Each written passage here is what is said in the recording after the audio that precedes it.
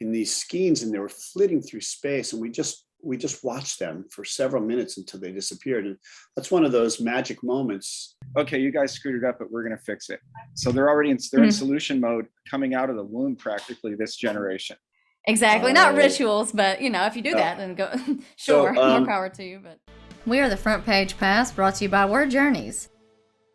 Greetings, Alexa. I'm coming to you today. I'm playing my little remote traveling Wilburys type of podcast journey here, but I'm coming to you. I'm coming to you from the Brown Cup Cafe in Oceanside, California, which is a great place for live music and readings, and a wonderful coffee house where I have written many words myself. So, anyways, today we have as our guest David Reed, who has written a fantastic memoir, Uphill and Into the Wind. And Uphill and Into the Wind recounts a journey, an odyssey that spans 5,420 miles on bicycles, 5,400 miles on bikes. Now, I'm a marathon runner, but that's extreme. Quite the adventure, I would say. It chronicles sudden and surprising glories of nature, the raw beauty of the land, and the majesty of the mountains. So it ties nature in with their experience. Through it all, David and his friends Rusty and Susie are changed forever in ways they did not expect by a long journey into the unknown. And we'd like to now welcome David Reed, who's going to start off by reading a couple of pages from the book. Hi, David.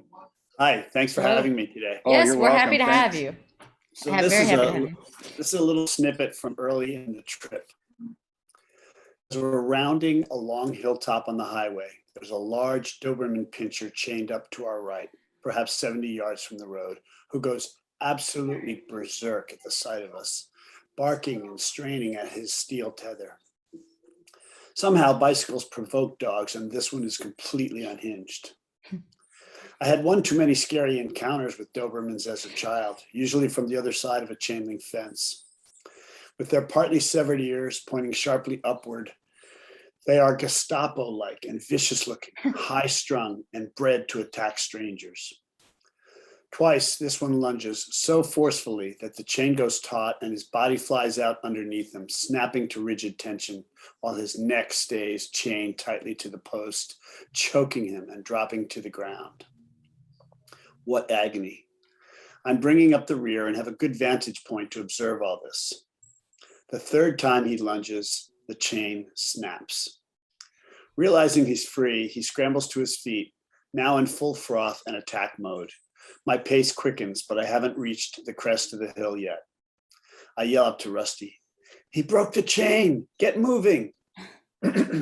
Thankfully, this time Susie is well ahead. The top of this black and brown bullet streaks toward us just above the tall grass. He's moving fast enough to catch me. I'm slowly accelerating, gaining on Rusty, who's cranking fiercely as the mad dog closes in. 40 yards, then 30, 20. Oh my God, he's only a few yards behind me, bent on blood, his eyes focused on me, and his biting teeth show from underneath snarling, foaming lips. I'm standing on the pedals, giving it all I've got, but he's so close I can hear his lungs bellow and his claws on the pavement. Finally, we crest the hill. The maniacal dog is only a few feet behind me, but my 50 pounds of gear has now become an advantage, and my speed increases. Pulling away from him, my terror begins to subside as the angry beast gets smaller and smaller. The three of us must be doing 35 miles an hour by now. Once we're outrunning him, we don't look back for a while, but when we do, he's still there, unrelenting. My heart is pounding. He chases us for over a mile before giving up. Dog encounter number 1. A narrow escape, I have to say. Yeah, I'm never running on an open road again. No kidding. You know, it's funny because one of the things about memoirs, besides sharing the journey, reading the writer's journey and participating in that journey through the words, which this book makes it very easy to do, is it also invokes memories of our own that are related to what the book's talking about. So when you read that, I was thinking when I was marathon training in New Hampshire in the White Mountains in 2004, And I was at the end of a 20-mile run going up a hill. So in other words, very tired. And all of a sudden this Tibetan Mastiff made a run for me from this farm across the way, just a straight run. And there was nothing I could do because I was too tired really to defend myself. And he crosses the street, and as he's racing across the street, just looking right at my legs, a van came and hit it. Oh. It took out the dog. The dog was so mean that it got caught up in the undercarriage, and when the van finally came out the back end, it just got up and ran away. Wow. Yeah, and I mean, if it wasn't for that van, Oh, right. that's dogs. Yeah, that would've- I was hoping you'd read the Doberman scene, because that's one of my favorite scenes in your book.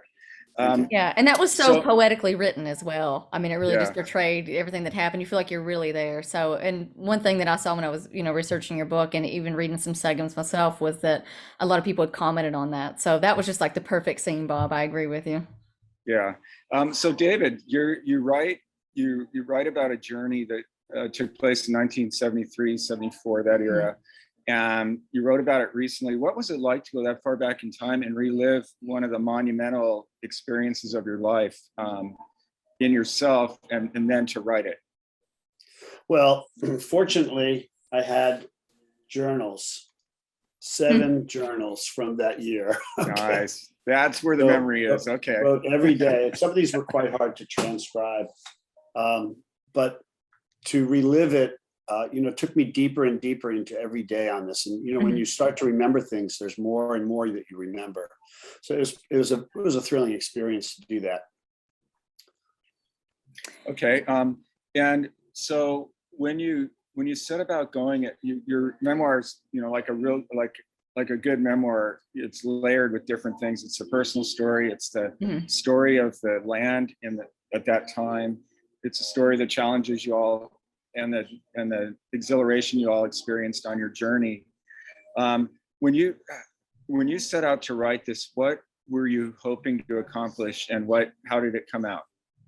So when my dad passed away, he lived a good long life, and he had written a 13-page memoir. It didn't, it was just in a file. And it was about something he did that helped change World War II, which was very cool.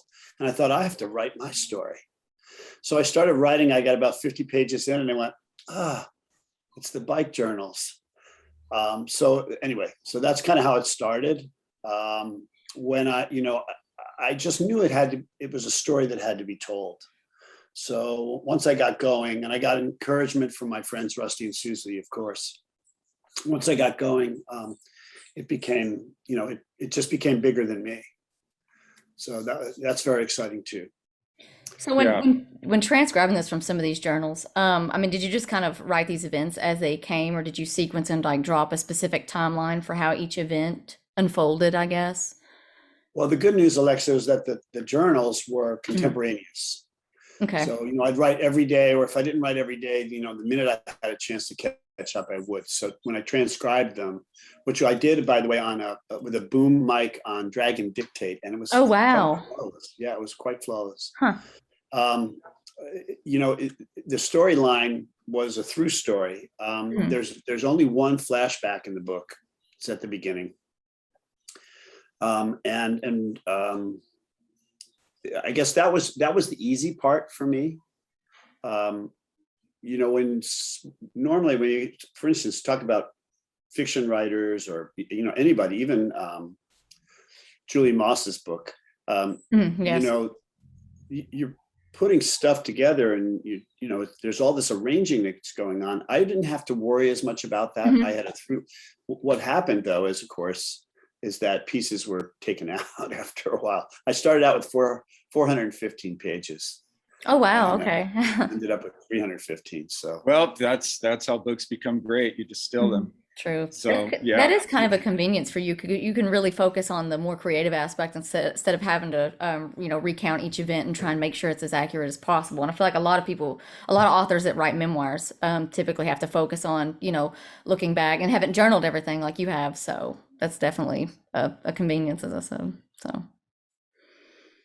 So tell us, I'm a few years younger than you, but I also had a very great experience through just living through the 70s. I mean, what a decade. Could tell us a little bit about what, just tell us a little bit about just being in the 70s on this journey and some of the things you experienced going cross country, as far as, strangers, people you don't know offering food, staying at people's houses, things like that, that today would be considered, extreme. Right. Well, first of all, you have to remember, it was a very difficult time. I mean, I lived through Vietnam. I had my two best friends went there. One of them, Tommy, came back in a body bag. Then there was Kent State, and that was very traumatic for me because I had a close friend who was who had gone there, and I was very disenchanted with the politics at the time. We had two crooks in the White House; both of them got kicked out. So, and we were, we were the counterculture at the time. We were hippies. Right. If you look at the book cover, I don't know if you could tell, but I had a ponytail and a beard, and there was some, they called them hippies. There were some people who didn't like the counterculture.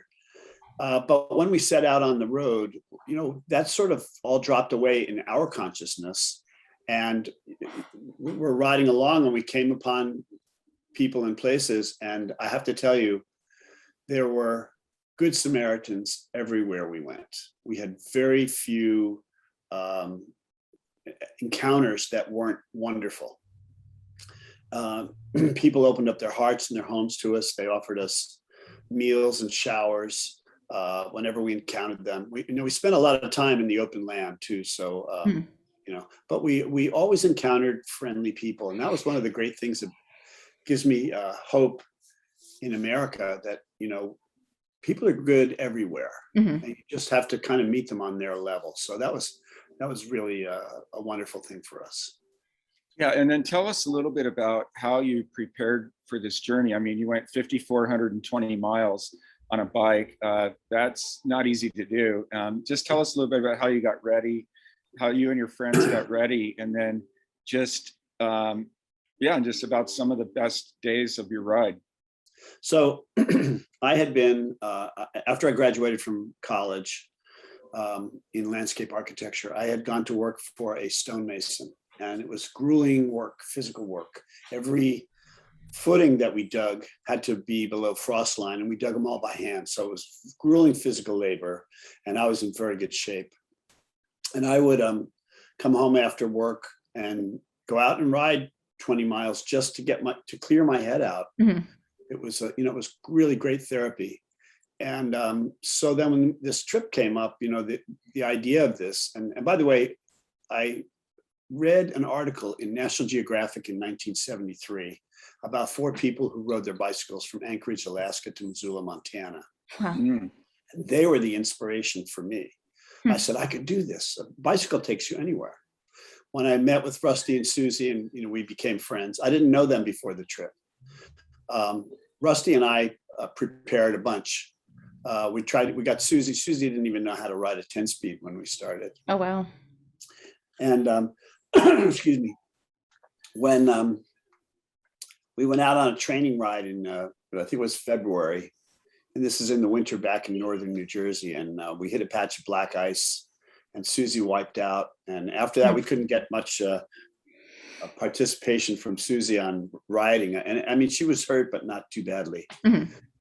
So Susie didn't prepare as much, but one of the things about it is when you get on the road, you start pedaling, and after a week or two, you're seasoned. There's no question about it. So, and the first hill we had was really a mountain, and there was some walking on that one, but which is in the story. But we were seasoned, and by the time we got to the Rockies, nothing could stop us. So. That's interesting. I was going to kind of ask also, like, what's the mindset that a cyclist must maintain when traveling, in such harsh conditions? I mean, is the adventure and scenery itself something that keeps you going, the thrill of it, or just the motivating factor of, in the sense of accomplishment, so to speak? Well, for me, I was educated in landscape architecture, and I is natural science. You Mm. study the land, the flora and the fauna. Mhm. And so the land for me was such a wonderful element. We started in spring. In fact, there was a snowstorm only about 10 days before we left on our trip. And so then when spring came, it was absolutely glorious. We hit the Appalachians in spring. And so the rapture of spring is something that fills you, and you're outside all the time. The other thing, which Robert, you can relate to as a marathoner, is that long distance runners, after an hour or so, your brainwaves have changed. You've entered theta state. Yes. Very primal state of being. And we did that all day long, every day. So we were in this primal state, and that changed our consciousness. And I think the natural settings became more and more glorious as we went. You become one with the land, you're riding through it. We started to experience the land in ways we didn't know were possible. So you were able to kind of look at things through a different lens when you got into that state. Okay. Yeah, and that really changed, I think, all of us forever. Yeah, you kind of took my question out of my mouth, but I was going to mention that, and to your writing itself, the way you wrote this is really beautiful. But there's this arc showing when your minds went to theta state, and just you can just see it in the writing, how what you see and what you experience inside and out, your interactions with others, it perceptibly changes as the book continues. And I just thought that was a really beautiful bit of writing, because that's not easy to do. It is really hard. It is really hard to continue to show evolving mind state involving mindset as you're going through a story. So I'm really glad that you put that in the book, because like you said, whether it's marathon running or ultra running or cycling, that you just peel away layers of yourself, and you're just left more and more pure, essentially. That's exactly right. Yeah, primal state. And our intuitions became more powerful at the same time. That's what happened. Is if you think of all the erratic thoughts you have, the channel switching in your brain, it's all gone away. And then by that time, you're very intuitive. So I have an interesting question, I think. How did your at that time, it was a degree in landscape architecture, obviously became a career landscape architect later, but how did your degree and the knowledge you had in landscape architecture at the time, how did that help you in planning routes and just your relationship with the land as you went across country? So we knew that we would have to head south to start with, for two reasons. One is that it's warmer sooner. Sure. The other is that if you look at Pennsylvania, and this goes to my knowledge of geology, there's about 400 miles of ridge and valley. It just goes like this. You can see it from space. And we thought we don't want to subject ourselves to that. Understandable. But otherwise, in planning the journey, we kept it open score. We wanted to see the national parks. That was the big draw for us. So, that's why Shenandoah National Park was the first one we hit. And we hit many, but those were our real plans. We wanted to see them. And of course, because I'd studied land and flora and fauna, I knew a little bit about them, but as we experience them, you learn more, you become intimate with them. There's a scene in the book on the top of Hawksbill Mountain. It's the highest peak in the Shenandoahs. Yes. And it was so quiet, you could hear the insects buzzing below. And all of a sudden there were these thousands, maybe tens of thousands of butterflies in migration. Wow. And I didn't know this was possible. And again, I was strong in the fauna, and if there were only a few, we never would have seen them. They were out in space below us. And there were swallowtails in there too, which is curious to me, because monarchs are orange and black, swallowtails are yellow and black, but there were so many in these skeins, and they were flitting through space, and we just watched them for several minutes until they disappeared. And that's one of those magic moments, unless you're out there, unless you're out on the land, you don't experience those things. You have to spend time with the land to experience them. And that was just one of the many encounters. Yeah, and I would go on to say that, this was written in the 1973-74 time period. So I would venture to say that, due to climate change, environmental changes, and so forth, some of the things you saw we'll never see again, such as tens of thousands of butterflies migrating. Unfortunately, I don't even know if you even see that anymore. I don't know, but I have learned about, the eastern monarchs migrate from Mexico. The western ones migrate up and down the coast. But some of the things, excuse me, Robert, that you mentioned, on the top of that very mountain, just because of acid rain, for instance, the alpine firs and spruces that were there don't exist anymore. And one of the I guess the saddest parts of that, we had encountered also in Shenandoah National Park, a stand of hemlocks that were giant and ancient.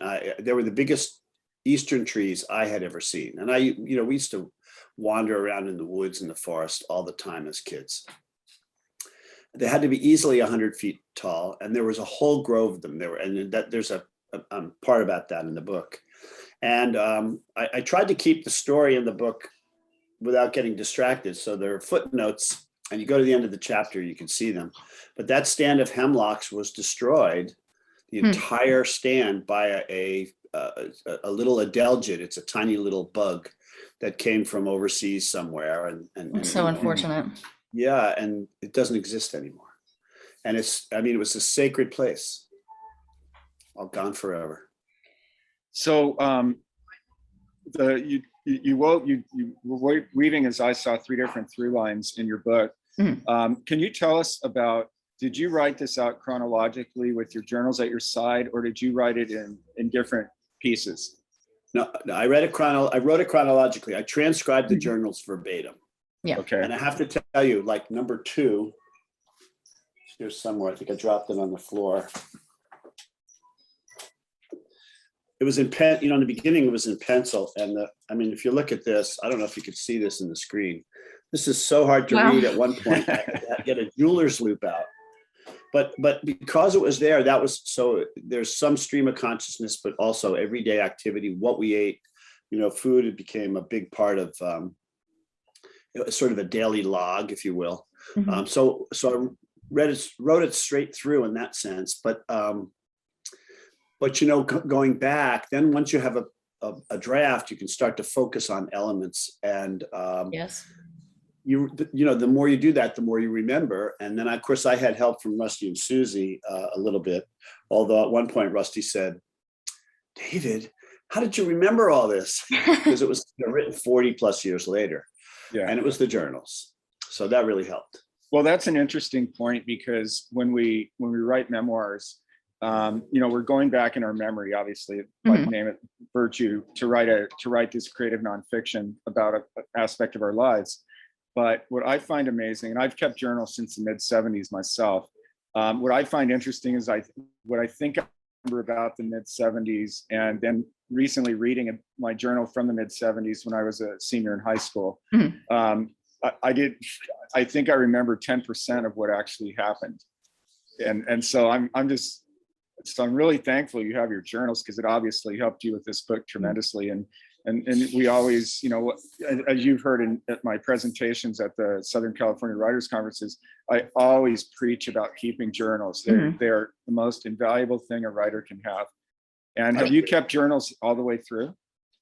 No, but I have certain things that are similar. I've kept, I used to have these Sierra Club engagement calendars, the kind that you buy every year. And I would write stuff in those, and I've kept a bunch of those. I do have other journals that I've kept. And I'm also writing now. I've been in a writing group for almost 5 years. That's led by Judy Reeves. Yep. So I'm doing more memoir now. To be in the group, you have to keep writing. So I'm continuing to write. And I think the thing that works really well for me, and I feel blessed this way, is that I still have a good memory for a lot of things. And the more, again, I can't stress this enough, the more you try to remember and relax with it, the more comes to you.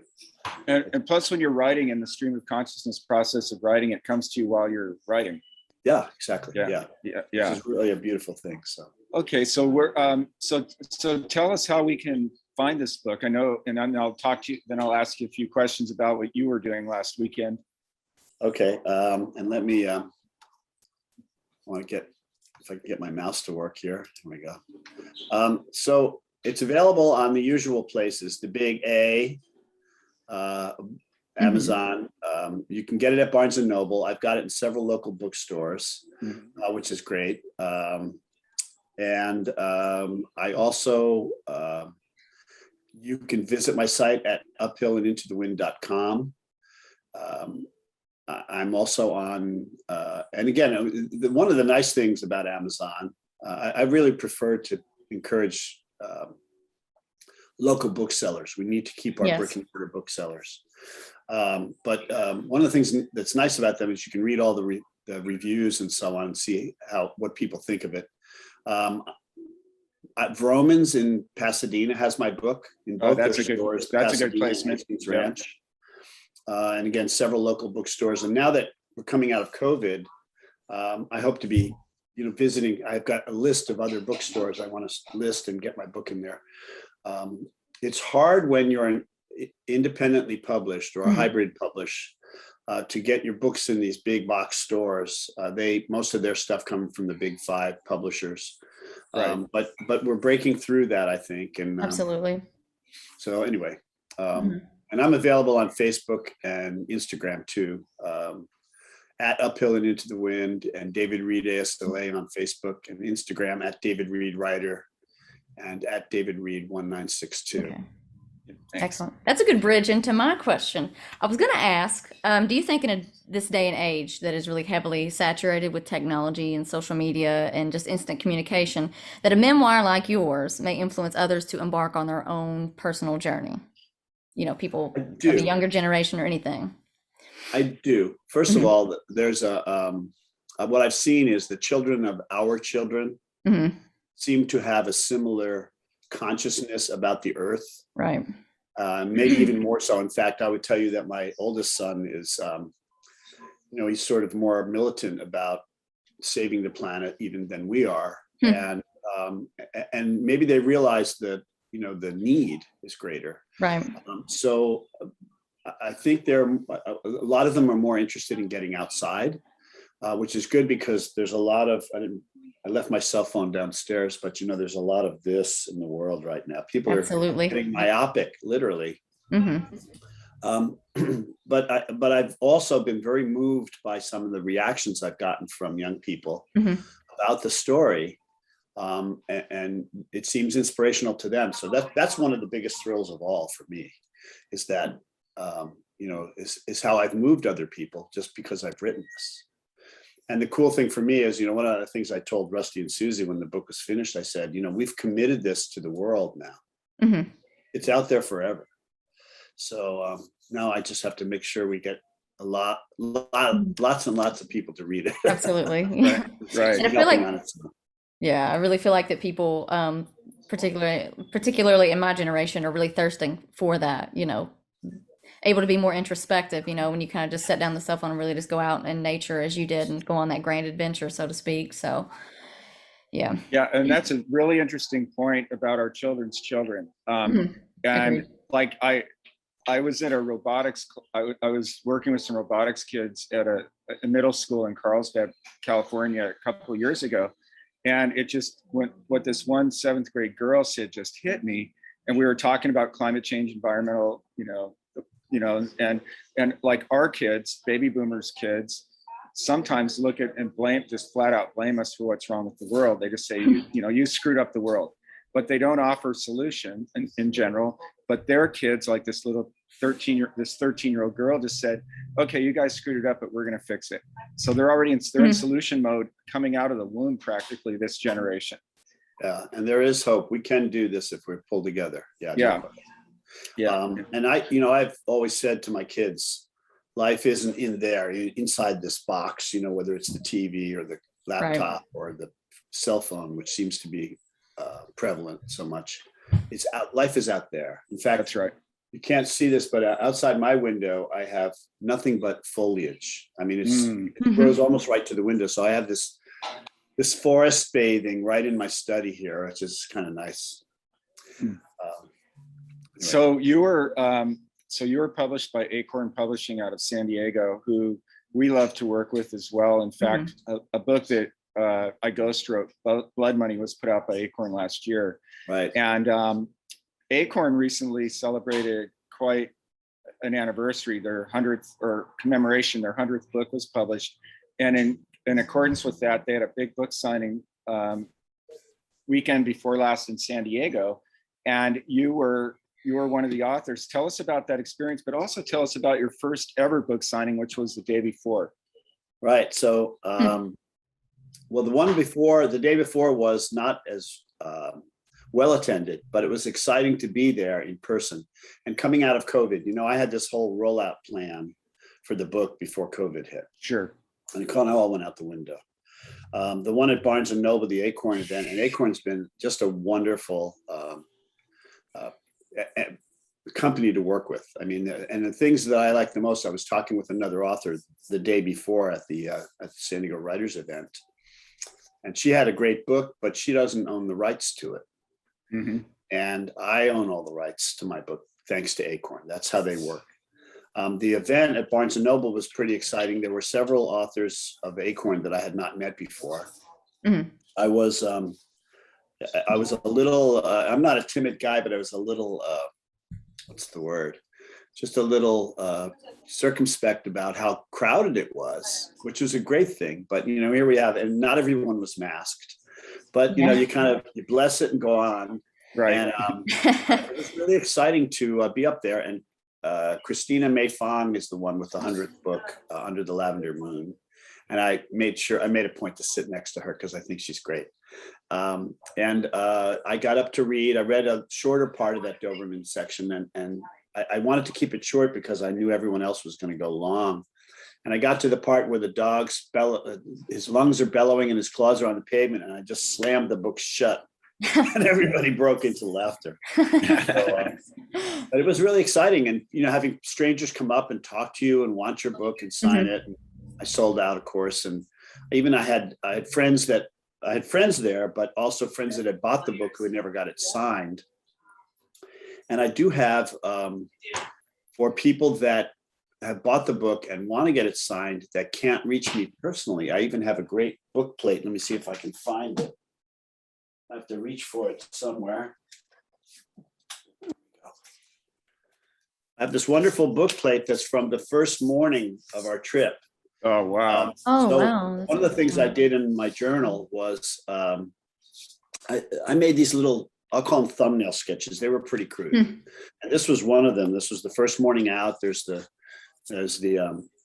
waxing or waning moon, waxing, coming up in the, Coming up waning, and Venus and Jupiter, and at sunrise. And I have a little thing that explains that when I send it. So people send me a self-addressed stamped envelope. I've been sending out book plates. It's really fun. It's kind of like having pen pals, So. Yeah, can you discuss a little bit about what led you to write the memoir to begin with? I mean, what was kind of the breaking point? Because I'm not sure, like whenever you were writing in your journal, if you thought that possibly one day you would ever write this, or yeah, that's such a great question, Alexa. There was a place near I think it was in the west side of Kansas when we stopped, and there was this local newspaper. I'll call him a newspaper reporter. He was, it's a small town. He's just, I'm with the newspaper. Right. And he wanted to know about us and all this stuff. And he may have written something, but he said, you should write a book. And we said, yeah, we'll write a book. And we never thought about it after that. And one of the things I'd like to say is that as young adventurers, you basically, you don't think about stuff like that. It's only when you start looking back later in your life. And again, the thing that triggered it for me was my dad's 13-page memoir. My dad made the word stoic look like an understatement. So when I read this thing, and it was, on legal size, yellow pad, double spaced, in Palmer method handwriting. that inspired me. I thought, well, I should just write about, and I never thought about the bike trips until I got about 50 pages in. So I have all these wonderful, I have 50 pages of really good childhood memories written down. And then when it hit me, I had all the journals. So that's how it started. Okay. And once it did, Rusty and Susie were like really stoked about it. Mm-hmm. So I've stayed in touch with it. Kind of snowballed, he put that idea in your head and it kind of snowballed from there. That's interesting. Right. In fact, I had gone back east at one point a few years ago, and we had a reunion, Rusty, Susie, and I. And I told them, I said, I've been living with you guys every day for the past few years. So, which is a very unusual. I've never experienced anything like that before. Being so close to your characters in your book, and I am a debut memoirist. This is my first book. Right. I do have others planned, but they're not going to come out. Some people churn these books out. I don't know how they do it. Although now that I'm semi-retired, I'm phasing out of landscape architecture. I did about 35 hours of work in the last 2 weeks. So that tells you kind of where. Yeah, you're phasing out. That's great. Yeah. I'm easing out. It's not a shock. And with COVID, we can't do as much traveling as we'd like. So I'm okay. Exactly. This way. Yeah. But I have more writing on the table. Are you going to write more memoirs? Are you going to go into fiction? Yes. Okay. I have. So I'll give you a little snippet. I had a twin sister. She's passed on now, and so I had, after reading my entire Uphill and Into the Wind book to my reading critique group in 5 to 7 page snippets every other week for 2.5 years, I had to write something new, and I started casting about, and I have great twin stories. And one of the people in my group said, "David, that's your next book. It's about Jackie, my twin." So anyway, so I'm continuing to do that. And I also, the other thing I want to do is I have a very illustrious family tree. I want to write a historical, I don't know what you would call it, but about my family tree. They're in a lot of books, and I'll get to that. It sounds interesting. Yeah, you have it sounds like good project on the horizon. So I'm not sure about this semi-retirement. It sounds to me like you're getting into a new career. Second career, yes. Yeah, I'm not sure if that's a retirement so much. No, the career that all of us writers work our regular jobs hoping we ever get to have, Right. Well, I can do it at my leisure, and I can, I'm an early bird, so I rise early, and that's the best time of day to write for me. Yeah. So a good part of our audience is aspiring writers and, students and people who are trying to write. What are a few tips as a first-time memoirist who wrote such an incredibly beautiful book that makes it look like you've written 5 or 6 books? But I'm asking you this. I normally wouldn't ask this of a first-time author, but your book is so good that you've got this down. What are 3 or 4 tips that you would give to somebody when they're preparing to write a memoir? So the first one, I remember years ago, I went to it was a school thing my kids had. It was at a different school, but there was a big poster up on the line thing on the wall, and it said, "Write in haste, edit in cold blood." That was very inspirational for me. Also, I would say write what you know and read as much as you write. The other thing for me was that I spent so little time in the relative sense of the book doing the first draft that I spent maybe the next 6+ years polishing. So wow. Editing long process. Editing is really important. I think it's really also important for young writers, new writers to join a writing community. Absolutely. I did not know anything about the Southern California Writers Conference until I talked to a neighbor who had been published. And it was last minute, and she said, try it.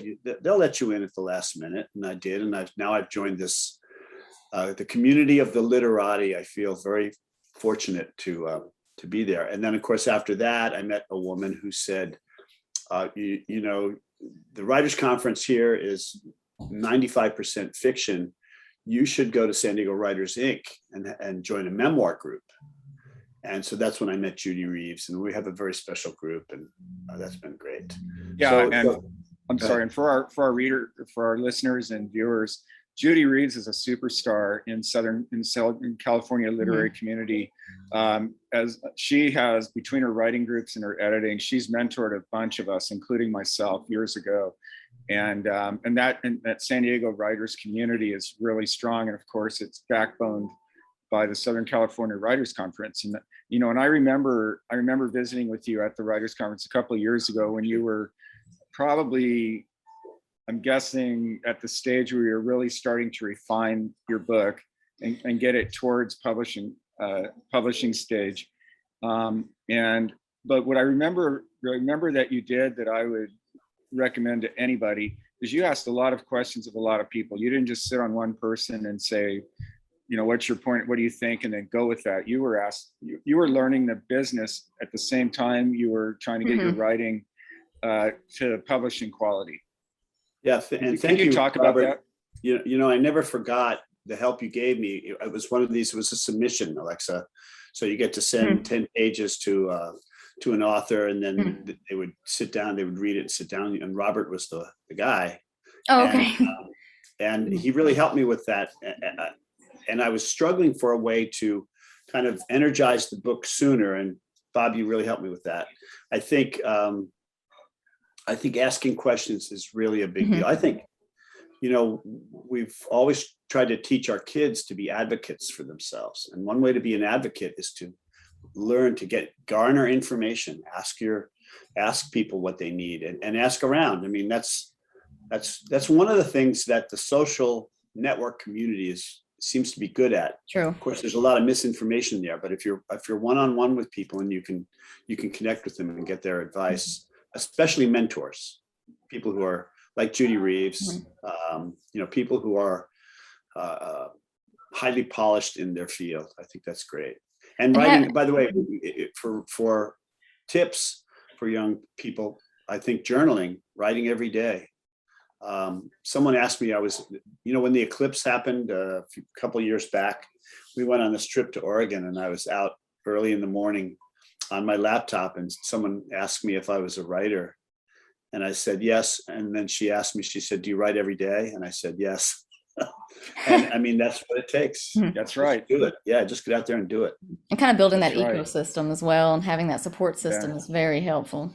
So Yeah, I was and, curious, what types of rituals, or I should say, do you get into? Like, what do you do to get into the headspace to sit down and start writing? Exactly, not rituals, but if you do that, then go. Sure, more power to you. But Well, I'm just so curious. yeah, that's a great question. I read, there's a book by Twyla Tharp. She's a famous choreographer, and it's called The Creative Habit: Learn It and Use It for Life.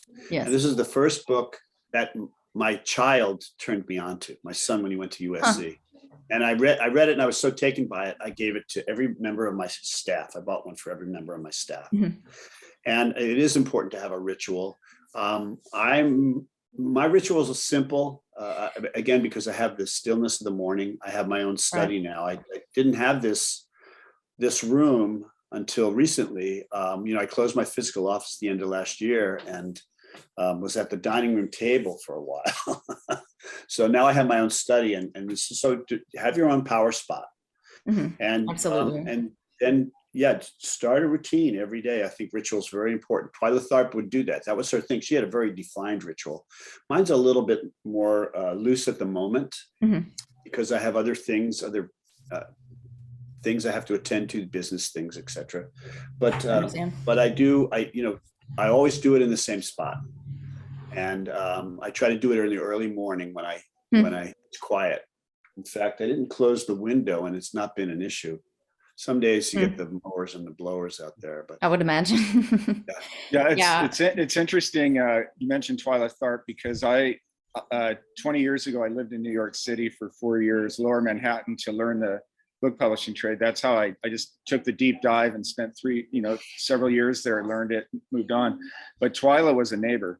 And Oh, wow. so I'd run into her once in a while on the street, and I would talk to her about dance. She's a very esteemed dancer. And it leads to something I love to talk about. Maybe you can elaborate on this. It's really important, I believe, for writers to go cross art. So talk to musicians, talk to dancers, talk to cinematographers, because in Twyla's case, I noticed from talking with her about dance and stuff, my own writing became more rhythmic and almost flowing like a dance. And that's how I write now. But it was just listening to her in the osmosis. She's a great influence. Yeah, her book influenced me, and I had learned to, in my professional practice as a landscape architect, learn to be creative my entire adult life. But I still learned things from that book. Yeah. And Alexa, when you asked us the question about ritual, I had studied and taught yoga a long time ago in my early life, and I feel that because of that, like I've learned to be able to focus very well. And so when I get into a state, I try to focus my being very I have heavily. that laser focus, so to speak. Yeah. Yes, that I feel like a lot don't have, and really just a lot of writers tend to succumb to distractions and whatnot. So you're able to kind of filter all that out, I suppose. So Right, but one of the Have other that things I learned discipline. about the creative process, if you're writing Mhm. and you hit a block or something, Mhm. stop and come back 10 minutes. What I used to do, this is very interesting in designing projects, whether parks or whatever. Mhm. And I would, there's some very specific site constraints. I would, if I hit a block, I would get up, walk away from the table. When I came back, I turned the drawing upside down, just get a fresh new perspective. And anything you can do like that in writing, that it just gives you a whole new point of view. It's like, again, it's a great way to take a new viewpoint. Mhm. Yeah. And kind of bridge the gap between the two. That's interesting. Yeah. Well, All right. Well, believe we it are- or not, we are out of time. You were going to say it. I beat you to it. That went by in a heartbeat. you beat me to it, Bob. It did. I But, saw the but time. I thought, well, but I loved your comments about yoga, because I'm a fellow yogi, and that's how I start my day. I meditate. It works every time on focus. So anyways, we're out of time, but once again, David Reed's book Uphill and Into the Wind is available on Amazon. It's available at select bookstores throughout Southern California, Yes. and probably going to expand from there based on how good it is, and also on other online booksellers. It's published by Acorn Publishing, and it's doing really well from what I can tell. Yeah, I'm thrilled with the response. It's also available at Barnes and Noble now, which Yes. is great. I want to keep making inroads into that as well. Yeah. Okay. Well, David, it's been a joy and a pleasure to have you on, especially since I was honored and privileged to be there at kind of an early stage of your book writing journey. And and with the Southern California Writers Conference, that's coming up in Irvine in mid-September, and then the big one in next February in San Diego. I'm certain I'll see you at one of those. And I hope to, and it's been such a pleasure, but also a lot of fun for me. Yeah, Appreciate good. you taking the time. that's the main Sure. thing. Yeah. Well, we've loved having you on Front Page Absolutely. Pass. And Thank you for joining us. thank you so much, and It's been congratulations fantastic. again. It's a wonderful book, beautifully written, really provocative story, and gosh, and anything to do with landscape, I'm all in. Mhm. Can I give you a spoiler, if you will? Absolutely. Behind me, all the photographs. Aha. In the book, there are little eyeball icons, and they're all connected to there's a QR code in the back of the book where they can all be seen in color on my website. The centerfolds are black and white, and there's only a few of them, but all the pictures are on the website. Keep that in mind. Yeah. Fantastic. Okay. That's awesome. And all right. Thanks again, David. And it was Thank a you for joy, coming on and the show. Pleasure. Look My forward to seeing pleasure. you Thank you. soon. Hope Take to. care. Thank you. Bye-bye. Take care. Bye. Thank you for joining us at Front Page Pass, where we present everything from new titles to rocking interviews with best-selling authors and publishing experts, writing and editing tips, the latest on the bookshelves for readers, and live coverage of writers' festivals, conferences, and author signings. Our mission: to serve up the world in a thrilling, wonderful, and most adventurous new way.